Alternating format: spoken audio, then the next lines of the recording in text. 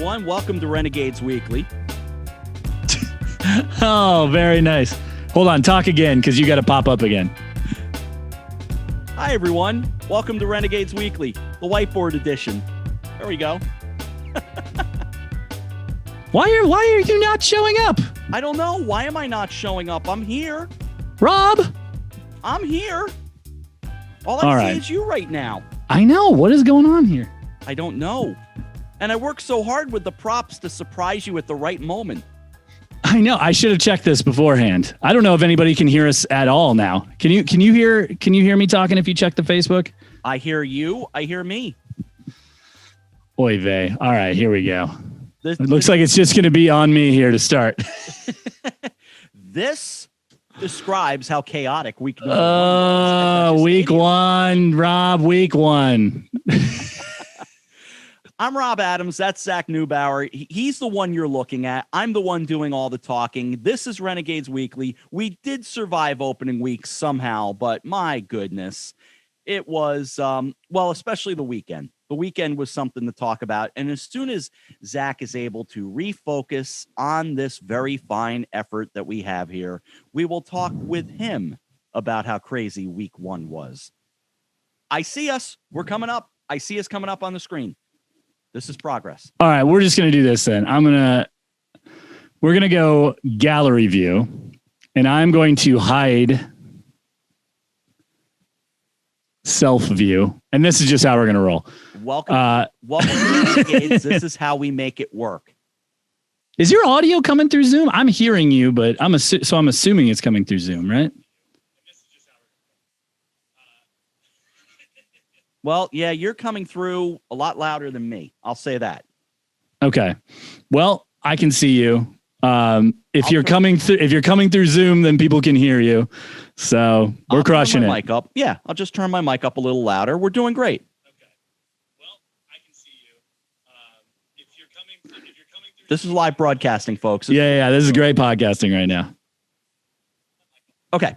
All right. Anyway, welcome to the show, everyone. Once again, I will give you the heavy duty graphic that I worked so hard on. There you go.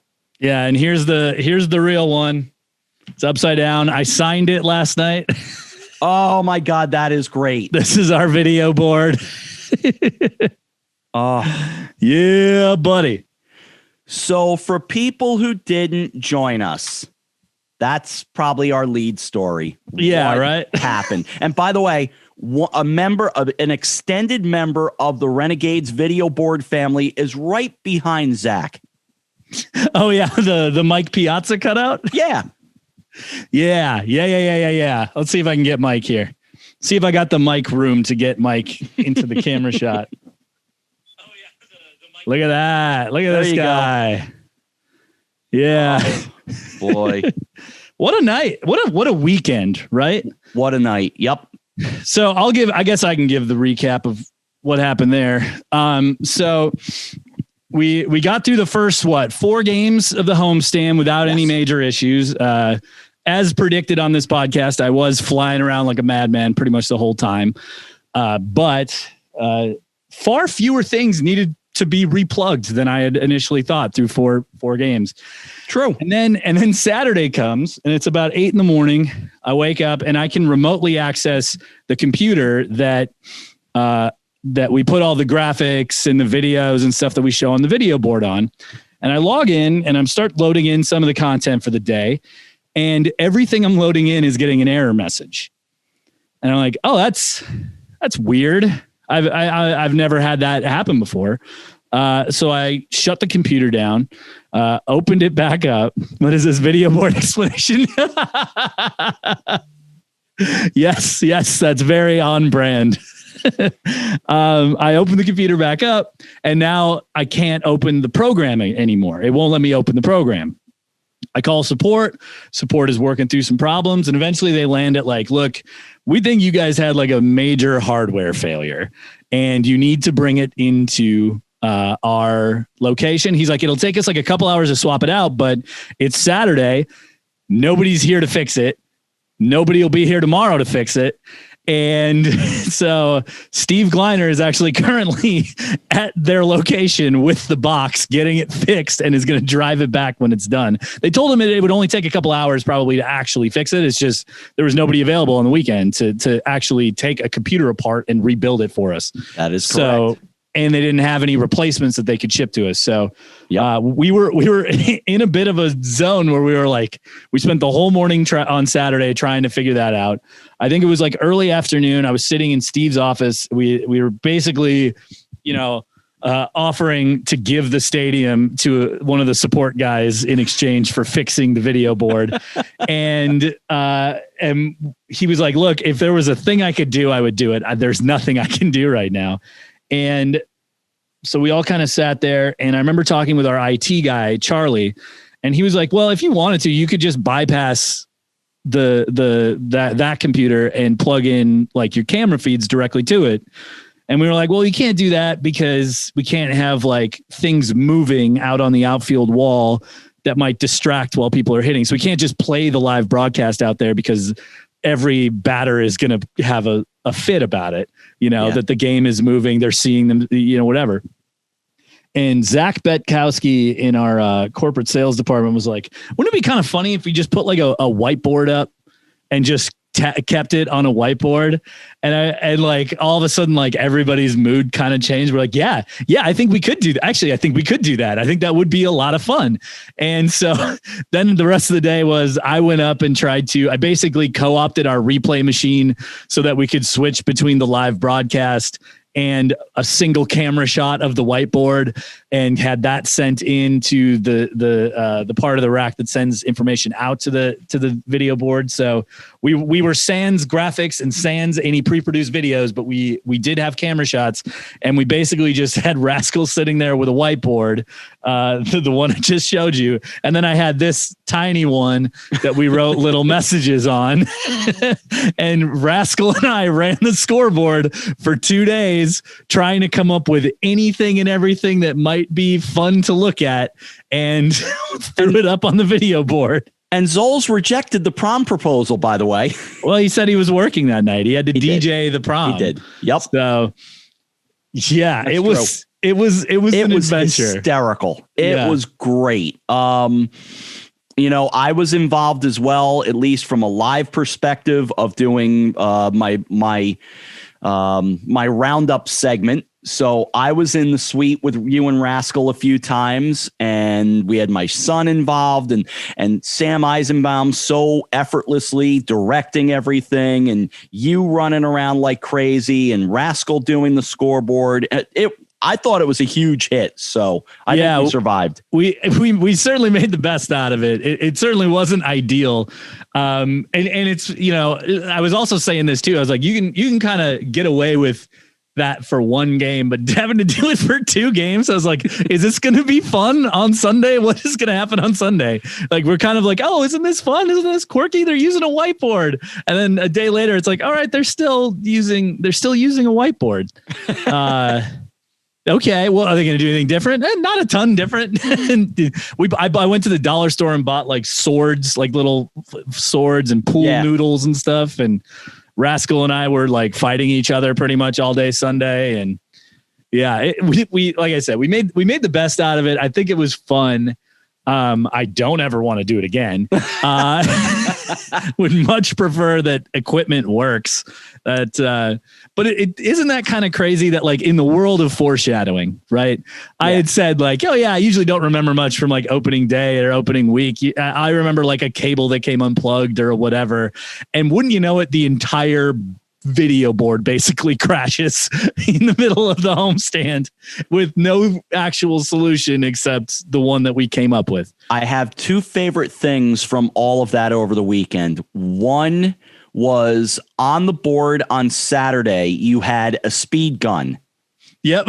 And the pitch speed was, go ahead, fast. That's it. The pitch speed was fast. It was funny because we had talked about trying to do because the other Zach and I, there's so many Zachs running around this building. Seriously. And we have Zoles who has 2 Z's in his name. That's true. So there's just a pile of Z's. But he and I were chatting about different ideas, and one of them was like, oh, we can make headshots and we can like draw a little stuff on them, but it was just so much to update. We were so worried about not having an issue with balls and strikes, right? The last thing that we wanted was an umpire like waving his fingers really dramatically, being like, it's 1-2 and it's the 5th inning, you know? We didn't want any of that. So I was like, we started trying, and then I threw like a generic just stick figure and put an arrow that said headshot, and we had the pitch speed that said fast. The pitch speed one, so I'm on comm with all the camera guys, and I was like, all right, I'm trying to come up with a pitch speed thing. What is it? Is it funny if I just do like 150 miles an hour? And Nick, who's running our first base cam, was like, just say fast. And I was like, oh, that's great. I'm going to do that. I'll write fast. Good for Nick. It was one of those great, like, you know, the group pulls together in a crisis, you know, sort of thing. Yes. Like we were getting great ideas from everywhere. Zoll's basically, like Mike Piazza is from Zoll's office. He basically let me just go raid his office and grab whatever I wanted. We even lost his The Rock's bobblehead. He has a bobblehead of The Rock. And when he grabbed it in his office, the head popped off. And it fell on the carpet, and we were like, oh, okay, the head pops off. Got to keep an eye on that. And then as we're up there, like Rascal and I have The Rock dancing in front of the camera, and his head falls off again. It bounces off the little couch that's there, hits the ground, and shatters. And I'm like, oh no. And Zol's like, nah, don't worry about it. I already broke it. So it's fine. On Sunday, we reached the 7th inning stretch. We always do God Bless America at Dutchess Stadium. So everyone rises at attention, and a shot gets put up of Zach in the suite at attention, Rascal at attention as well. And there is Mike Piazza. Yep. And in the middle of God Bless America, thank goodness we're in commercial break on the radio, and you're not hearing my audio on MILB TV because I'm doubling over laughing at that image. Yeah, I that one, I think we might have even done that the night before too. But like, I was like, oh, right, because I probably should be in there too. Because it was Rascal's inning to run stuff, so I was just going to be behind camera making sure that he was framed up, and he kept like waving me in. And I was like, so I went over, and then I grabbed the Piazza cutout and slid that over too, because I figured everybody in there should be in the camera shot, which was just me and Rascal and Mike Piazza. I had a couple favorites. So part of this is like when I come from the St. Paul Saints, and we produced a live pregame show called Saints Live. And one of my favorite things for that is, and it's actually a bit that I stole from, are you familiar with the Chris Gethard show at all? A little bit. So the short version of that is in New York City. Chris Gethard, he's a comedian. He had a show. It's basically off the wall insanity. But one of my favorite things is in their lower thirds, it would say like Chris Gethard, and then it said like professional hamster dancer or something. Like there'd just be some silly thing in their lower third for like their profession. And so I stole that for Saints Live. I would write these little lower thirds that were like, usually related to whatever theme we had. They were always jokes. I had like 7 of them for each guy, and we put them up throughout the show. My goal was to try to get Lee and JW, who were hosting that show, to laugh, like catch them and laugh. But basically I brought that in with the whiteboard. So I was trying to think of like weird stuff to write on this. One of my favorite ones was my other whiteboard is a chalkboard. You know, I thought that was really funny. Sean saw that one. He told me about it. Yeah. And then there was one where I wrote hi Zols, and he didn't see it. So then I wrote another one that said, I rescind my hi Zols. He didn't even wave. You did do a hi Rob, and I saw that. I did do hi Rob. Every now and again you bled through my headset because you're standing right next to Sean. Oh, sure. I can't remember if it's Sean or if it's coming through like Sam, who's producing it, if he can hear you. But every now and again I would hear you, and I would hear you talking about something, and I'd be like, oh, I'll write something to Rob.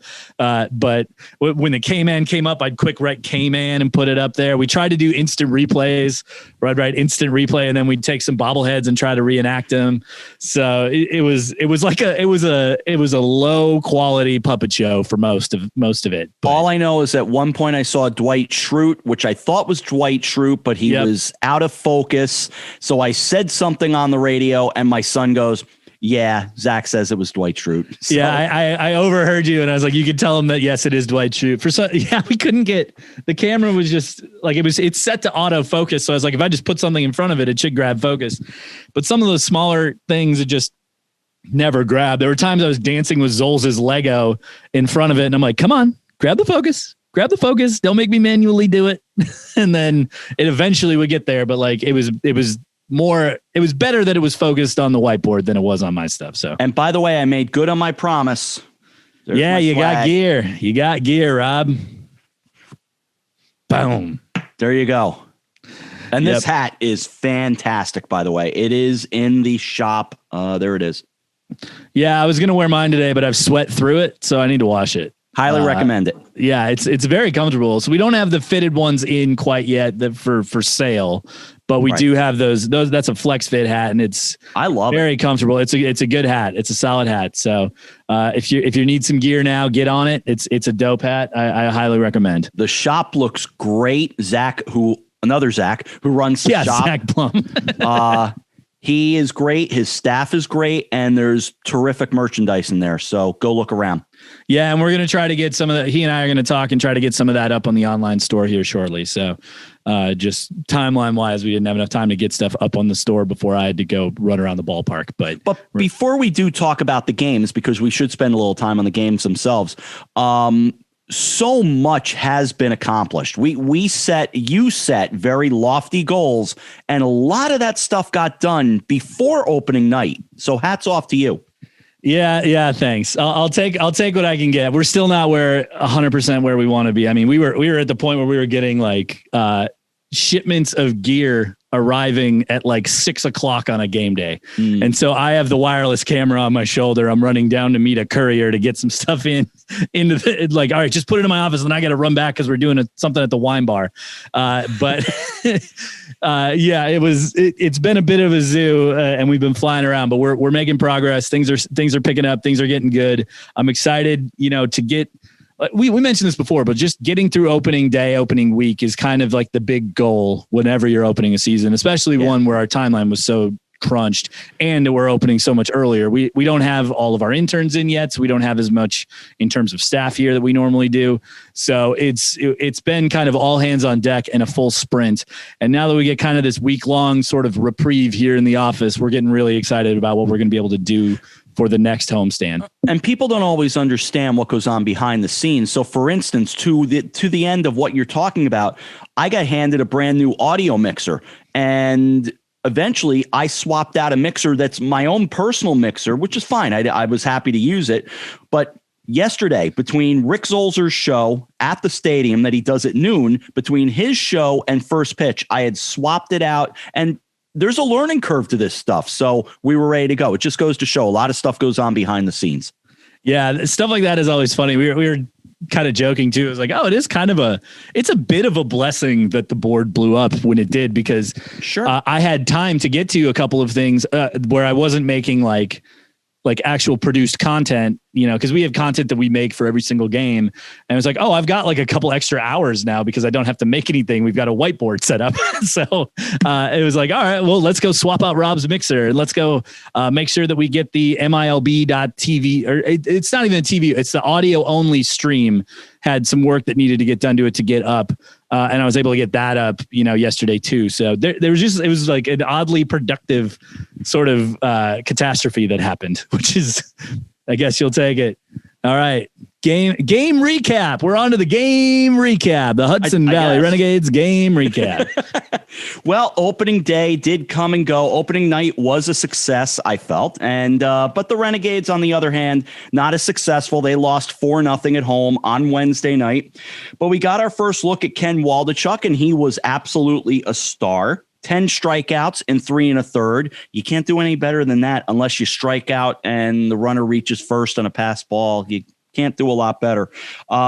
He still has a 0 ERA, so he is pitching very well. We look to Thursday, or rather to Wednesday, I should say, and that was a good night. That was the first time we really came to know what kind of team we've got here in the Hudson Valley. A feisty ball club that found themselves down late, and the Renegades were able to come back. A big 2 RBI single in the bottom of the 8th by Ezekiel Duran tied it up, and the Renegades played their first extra inning game at Dutchess Stadium. They lost, or rather they won on Wednesday night by a final score of 4-3 on an Isaiah Pastor single. How am I doing so far? Oh, you're doing great. All this sounds accurate. Okay.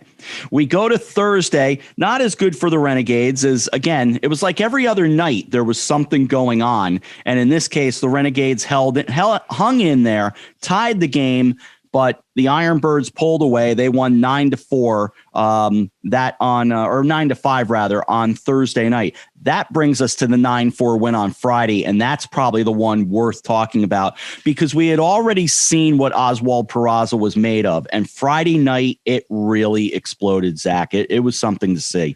Yeah, what was it? Steven Sensley gets hurt on a fly ball. Peraza, who wasn't even scheduled to play in that game, gets thrown into play short. They basically had to move the whole defensive configuration around in order to put Peraza at short. I think they moved Duran to second. They moved I can't remember who was playing second. They moved whoever was playing second out to left. They moved. I think Oliver Dunn. Yeah, that's right. Oliver Dunn was playing second. They moved him out to left, and then they moved whoever was playing left over to right field. And so Peraza gets in the lineup. We're down what? Were we down 2 or were we down 1? We were down 4-2. We were down 4-2, right? And there are 2 runners on. So he sees one pitch and jacks a 3-run homer. Well, actually, before that, Isaiah Pastor had singled in James Nelson, who had singled and stolen a base. So Nelson scored, and then Peraza comes up and hits the first pitch he sees for a 2-run homer, and a 2-run homer that basically landed somewhere around the South Hills Mall. Yeah, it was a monster shot. And then so he comes off the field. All right, everybody's excited. It's a tie game again. And then Peraza comes up again, sees one more pitch. Boom. It's out of here. Incredible. Just incredible. And the buzz among Yankee fans was almost overwhelming, to be honest with you. Yeah, it was you could feel the energy in the room, right? You were just like, get him another at bat. Let's see what happens. See what happens again. It's true. You know, and it was crazy because like we tweeted out, you know, these two pitches, 2 dingers, right? And like you saw it circling around, they're like, Peraza comes into the game, hits 2 home runs in his 2 at bats. But like the fact that it was 2 pitches, he saw 2 pitches in the game and both of them left the yard in impressive fashion. They weren't like wind aided scraping the back of the fence. Like there were some trees getting injured out in left field that on both of those shots. They were mammoth shots. Plus on Thursday night, he had a 2-0 pitch, hit that for a home run. So yes, in a matter of speaking, 3 home runs on 3 pitches.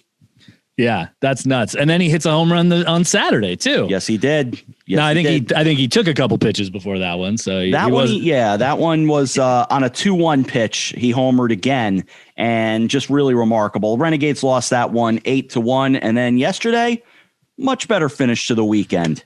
Yeah, although Peraza didn't hit a home run in that game, so did it really even count? I don't know that it did. I don't know that, but just saw really good things from over the weekend with the Renegades, and it just feels like things are on the right path. Now they got to get a little more consistency, and they need to put together a winning streak. It's been kind of every other game that they've been winning and losing.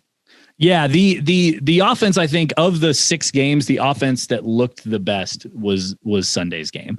That was when our offense looked its best. And honestly, it's basically the game where Peraza wasn't sort of throwing us on his shoulder and carrying us to a victory. You know, James Nelson had a great game. Frederick Cuevas. Yep. Cuevas? Am I saying it right? Yeah, he had a really nice game. He threw out a runner at second too, which pretty impressive. He knocked in a run and then hit that big 3-run homer. I think the best that I've seen the Renegades look, I think, was Sunday. That's my personal opinion. I agree. Top to bottom. I thought Sunday was good. Waldachuk was good again. I thought it was good. Plus, we also got to see Luis Medina pitch. Not his best performance the other day, but you see the great stuff is there, and he's just got such poise in the way that he carries himself. So it was really a pleasure to watch him pitch as well. Yeah, I think nobody looked more surprised than the guy who hit that home run. You know, that's true. Like the ball, like I saw it leave the bat, and I was like, "Oh, that's pretty high." And I'm like, that might get out of here, because it looked like it was just. I think he just threw it too hard, and it bounced off the bat so violently that it just made it over the fence. But yeah, he looked impressive. He's looked impressive in all of his starts so far this year. So, and I think our pitching staff is really good. Really good. Really good. And by the way, thank you to those who are telling us they could hear us. So we appreciate that.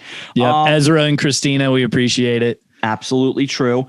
Steve Kleiner was on the air with me for 4 or 5 innings earlier in the week as well. I believe he told me that we're upping to 33% of capacity when the Renegades return.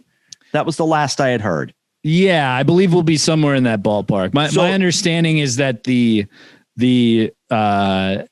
capacity, I don't even know if I should comment if I'm not 100% sure, but my understanding is that the capacity is opening up, but social distancing will still be required. And if social distancing is still required, then our max capacity that we can hit is 33 to 40%. I think you're right. Range. I think you're right. The point is, don't hold us to what we're saying, but the point is check hvrenegades.com because more tickets will be available. So come on out to the ballpark. That's the thing I'm trying to get across. And I'll leave the firmer policy information. Yeah, leave the specific numbers to Steven Tyson and those guys. Anybody who is qualified to sell a ticket, which is not you or I. Not us. I can talk about selling tickets. Yeah. Yep. So come on out to a ball game. Honestly, it's the weather's about to get really nice and we're about to hit the summertime. There's nothing better than being at a ball game in the summertime. Bark in the Park was awesome. We have one every single Sunday home game, sponsored by Full Circle Vet Clinic. And just having the nice thing was like, it was a little weathery on Sunday. Like we got a little bit of rain and pushed the game back just a hair, but we had a fair amount of dogs running around the ballpark, and dogs just make everything better. I'm a dog guy. You have a cat. I'm a very much so a dog person. I love dogs. Don't get me wrong, but I am looking at my own Rascal straight ahead and sitting in his tower. He is fairly content, and we're still convinced it was our Rascal who bit through the wires in the video board. But somebody did it. Yeah, that's a different topic. That is the best part about having a mascot, though, is you can just pin things on them. Right. Poor Rascal. It's like, oh, Rascal, how dare you chew through those wires? We just blamed everything on poor Rascal. That's okay. He'll survive. Right. He'll survive. Yeah. He did, honestly, though, like Rascal, I was trying to help with balls and strikes, but there were times where Rascal was just, he was tuned in enough to the game from up in the suite level. And big thanks to Pepsi, by the way. They have a suite, like they basically have a season ticket suite spot, and they let us use that room, use their area and move them to a different spot so that we could be close enough to hook up the camera. They were really awesome. So thanks again to those guys. They were great. So, and to everybody, I think in the stadium kind of pitched in their own small way to get through the weekend. Yeah. And even the fans, man. I mean, the fans, the players, like it could very easily have turned into a huge distraction for the Renegades. But you know, they were awesome. They were super. Nobody complained to us about like, what is this garbage you guys are doing up there? Everybody was cool. They were like, yeah, we understand things happen. It'll be rectified before the next homestand. So, or at least, gosh, don't even put that on the world, Zach, but it should be rectified by the next homestand. It's getting fixed right now. We should be good to go. So yeah. I mean, all good things. I think everybody handled it with grace. And it's I'm really proud to be amongst the world that it came out in a way that was not a huge distraction and terrible. And you make a good point. The fans bought into it and the team played ball and they weren't distracted. So that's what it all comes down to.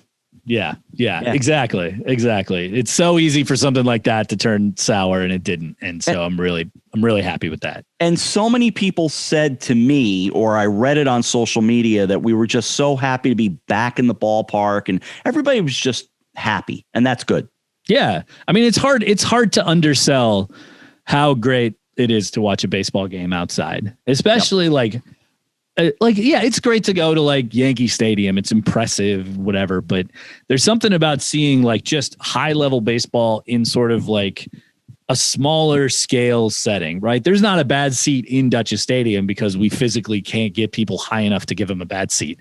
You know, it's true. It's just, you know, every seat in here would cost you probably around $100 at Yankee Stadium, but right here, the Renegades, you can get it for under $20, right? Yeah. Some tickets even just as low as like $10, and you can get the best seat in the house. So I mean, come on out. I cannot stress it enough. We want to see as many people as we are allowed to have here in the ballpark, because the atmosphere is just great watching, the groups of people, cheering on the Renegades and just party and hardy.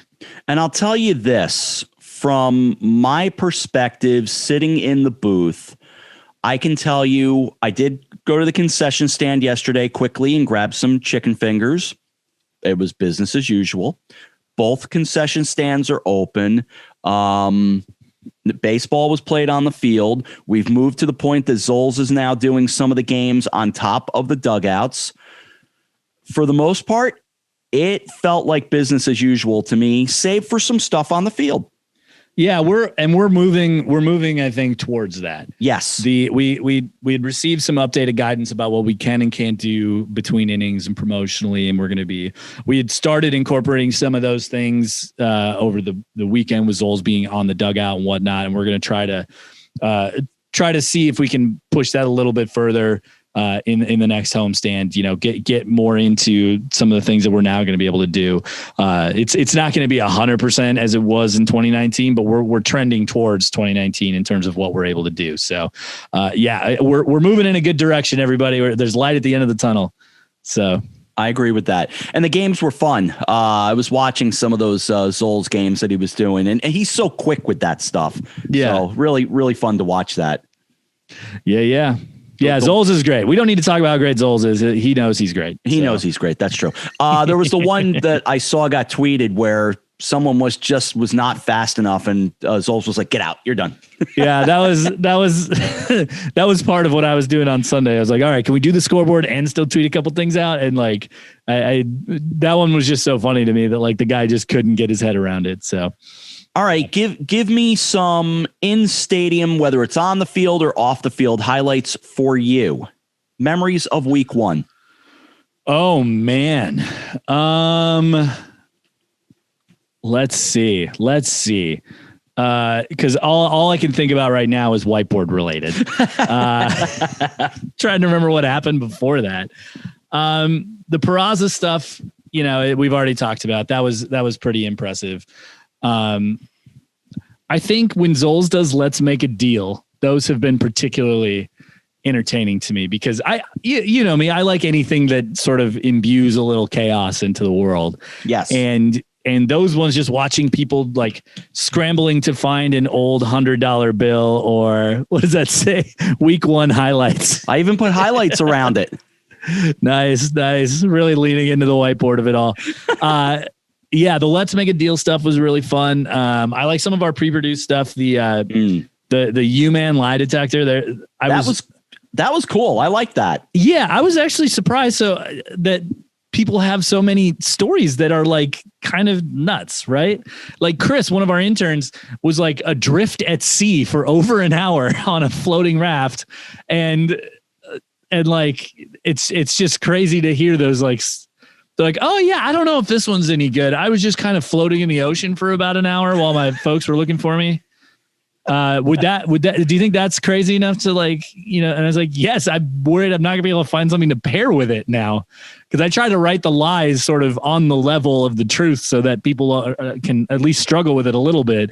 And I was like, I don't even know what to write with this. Yeah, seriously. I can't even imagine. But those were fun. To tell the truth was good. I'm trying to think of some of the others. There was a lot of good stuff, a lot of good pre-produced stuff. The hype video is really good. If folks haven't seen it yet, really like that. Big thanks to our manager, Dan Fiorito, for letting me come and do that after their night practice, because they had to stay a little bit later to be able to pull that, to be able to get the lights to do the thing and shoot everything.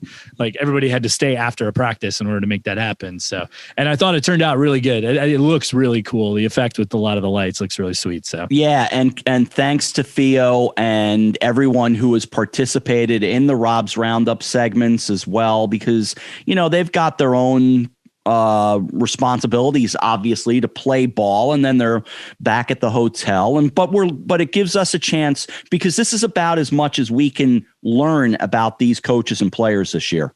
Yeah, and their schedules are so crunched right now.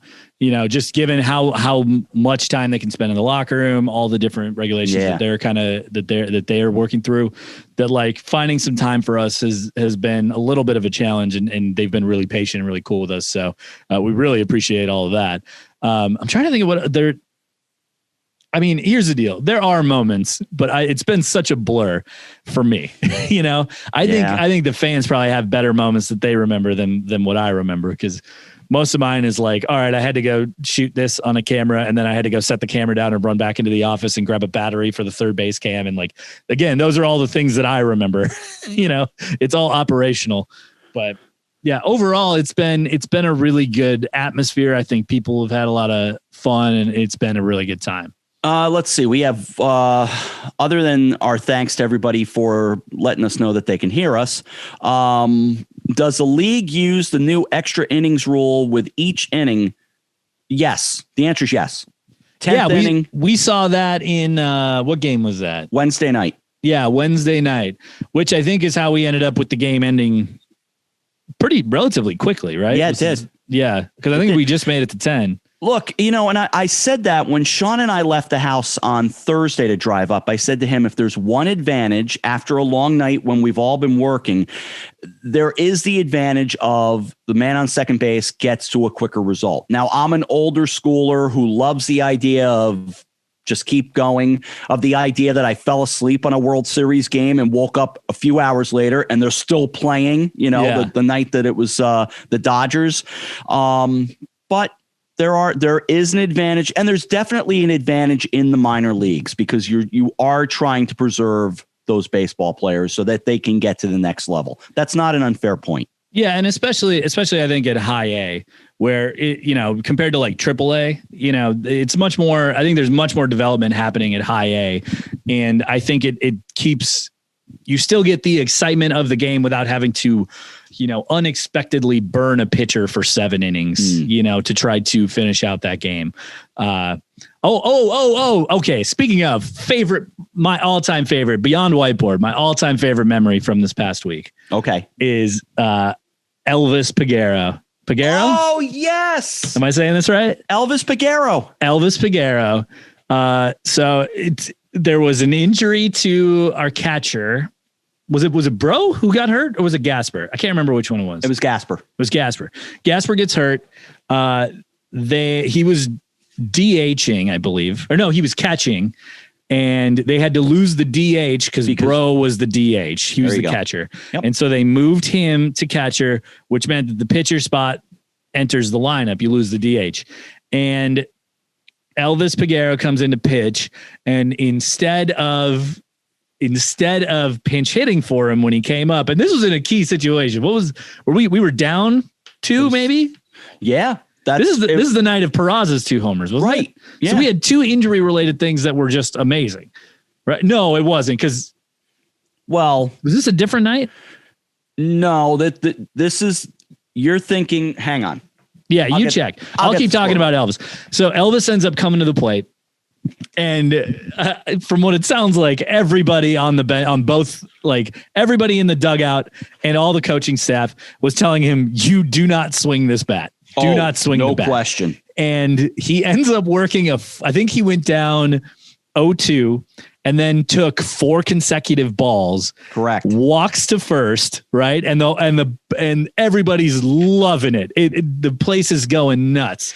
And yeah, go ahead. All due respect to Jonathan Pendergast, who I'm sure is a wonderful pitcher. Why are you throwing Elvis Peguero anything other than straight fastballs over the heart of the plate? He's not going to swing. No. So he does walk. This is Wednesday night. So the situation is Gasper does get injured. Bro has to come in and replace him defensively. So the Renegades lose the designated hitter. James Nelson led off and flied to right. Peguero comes up and walks on a 3-2 pitch. Isaiah Pastor walks also. Top of the order, Peraza singles. Bases are now loaded, and Duran singles in. Peguero and done. Yeah. And watching Peguero cross home plate. I'm sorry, Pastor, go ahead. Yeah, watching Peguero cross home plate. He's a very big stoic dude. And watching him cross home plate, we have a photo of his just giant ear to ear grin as he's coming across because he ends up seeing that. Because it's not even that he gets on base, but then he has to go station to station and he's got to run the bases and he scores. And you could just, like a light switch, you could see that the entire atmosphere of that ball game changed when he came across home plate. Everybody on the Renegades were energized. Everybody started playing a little looser. And then was this when Peraza comes in and hits the homer? No. That wasn't that game, right? That's a different night. Yep. That's what I thought. I didn't think they were on the same night, but yeah, they weren't. But I mean, it was just like the energy associated with all of that. And then it's like, how do you lose this game now? This is now firmly in our control. Yeah. Everybody's playing loose. It's the most excited. I pitched a little bit in college and it's like anytime a pitcher gets to do anything, I got to pinch run in a game when we were playing in Florida. And granted, I was an infielder before I was a pitcher, so I was like at least pretty well versed running the bases. But like, even just that, I was getting people were like kind of jazzed that there was a pitcher out there running the bases, and I was super excited running. I'm like, I'm scoring from second on a single. I don't care. I'm running right through a stop sign. I'm scoring. As like what I had in my head. But yeah, that by far. That might exceed the 2 Peraza homers, and that might exceed the whiteboard insanity. Like that was probably one of my favorite moments that I've seen in while working in baseball. Yeah, that's a special one, and I've got that at bat saved audibly on my file as well because it was pretty great. And I loved our camera work associated with it too. Like we kept like. Sean was cutting to like shots of the dugout in between, like seeing people like getting wild. You could tell like everybody on the bench is just yelling advice to Elvis in probably both Spanish and English. Like I think hitters love it when a pitcher comes up there and they're not supposed to, especially when it's a relief pitcher because they never get to hit. The whole energy was awesome of that moment. That's my top. Yeah, it was pretty great. I agree with you. Peraza just kind of overshadowed it in the end. Yeah. I mean, and it's not to take anything away from Peraza, but no, like, a guy playing well is always great, but a guy put in a position that he's not supposed to be put in, and then having that work out well is always going to be a top moment for me. I agree. So the Renegades are now off today. Everybody's off today, and Steve Gleiner confirmed what I knew. There will be no Monday games regardless. Rain delays will not turn into a Monday game. We will all have Monday off from now. And that, look, a downside is, or a good side, depending on how you want to look at it, no games on Memorial Day, no games on Labor Day. That's the nature of this beast. That being said, the Renegades are off to Brooklyn beginning on Tuesday through next Sunday, and then they're back to see Jersey Shore. Jersey Shore will be the first non-New York Penn League team to come into Dutchess Stadium ever. Yeah, there you go. Take a road trip to Brooklyn. Yeah. Honestly, go get a little Renegade faction to go overtake the Brooklyn Cyclones. I was trying to figure out. I've been like loosely toying with the idea because we're all taking like one day to sort of recharge our batteries here. And I was kind of like, it'd be kind of fun to just sort of take the train into the city and zip on over and catch a game in Brooklyn and just like not have to do anything. Just take in a baseball game somewhere else. Go check out the Brooklyn Cyclones place and then come back here and check out a game. All right. I have a crazy idea, not for this trip probably, but for a future trip.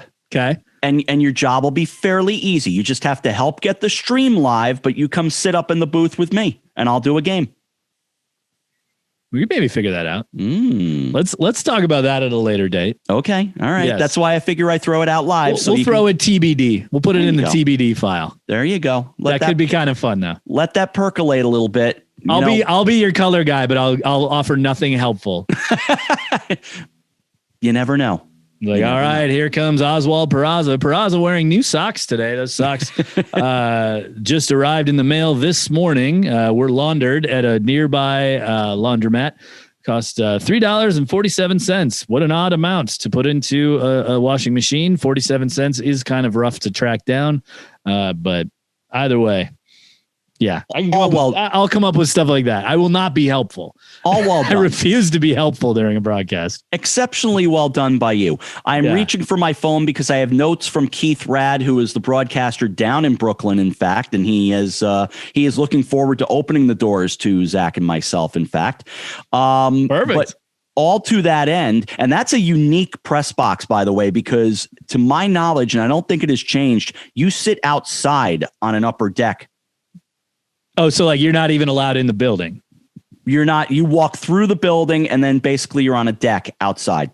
That's kind of cool. Yeah, it's interesting. I'll take it. Fingers crossed for what happens. What happens? Yeah, I was gonna say, what happens if it rains? There are big umbrellas up there. So I'm not. You just holding an umbrella up? I'm not kidding. That is I don't. fun. But again, things could have changed over time.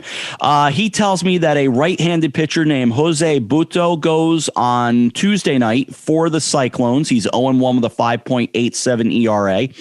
And sounds like runs. It sounds like runs to me. On the other hand, if the rotation holds the way that it is, Hayden Wisniewski should go for the Renegades. He's 0-1 with a 2.00 ERA tomorrow. So, and then I would think it's Johnny Brito and Luis Medina going Thursday with a possible TBA on Friday, unless Dan Fiorito goes back to Ken Waldachuk for Friday. Well, I think didn't Gio, I'm gonna mess up his name, Orozco? Yeah, he threw in the Jersey series, so you might see him again as well. Might see him, although he was on the 7-day IL. So, got it. Okay, I didn't know that. If he comes off, we have the Gades do have a few players on the IL that I hope we're going to be coming off, but I haven't seen any intel on that just yet. Yeah. So I don't have anything to offer on the injury news. I don't have anything to offer on that either. Oh my gosh, the biggest crow I've ever seen is outside. Like it startled me. It just like all of a sudden popped up. There's a window right in front of me, everybody. It's just like, oh my, look at that. That is a giant bird. But anyway, as you were. No, as we are. Anything else you want to offer as we're probably getting right near wrapping this one up? I mean, not really. Coming out to a game, it won't always be a whiteboard, whether you like the whiteboard or not like the whiteboard. There's other things to like. So come on out to a ball game. We're excited to have you here at the Dutch. There's plenty of awesome Yankee and baseball related things to see, but there's also plenty of other fun nonsense stuff to see. And the food is always awesome. So the food is always awesome. Yeah, there is no reason not to come. So come. That's all I got. I think that's well said. I mean, on that note, we should probably consider wrapping it up and until next week. So come on out to Dutchess Stadium. And I think the best thing to say is, Zoles, will you go to prom with me? Thanks for joining us. Love Rascal. Love Rascal. That'll do it for this edition of Renegades Weekly. For Zach Neubauer, the whiteboard man, I'm Rob Adams. We'll see you next week. So long, everyone.